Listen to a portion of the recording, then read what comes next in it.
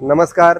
ज्या शेतकरी बंधूंचे कांदा रोपे आता 10 ते 20 दिवसाच्या दरम्यान झालेली आहे आणि अशा शेतकरी बंधूंना जे 2-2, 3-3 पानावरती तण म्हणजेच गवत हे आपल्या कांद्याच्या रोपामध्ये दिसत आहे.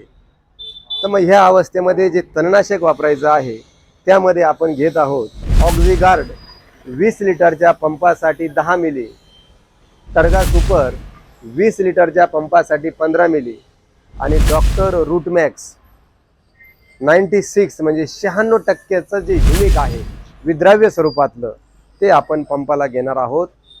20 लिटरच्या पंपाला 60 ml. जर पाण्याचा pH खराब असेल तर आपल्याला या ठिकाणी pH बॅलन्सर आवर्जून वापरायचं आहे.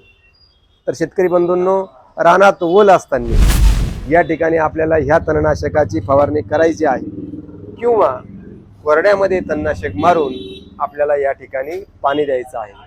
फवारणीसाठी लागणारं पाणी स्वच्छ आणि गोड घ्यायचं आहे.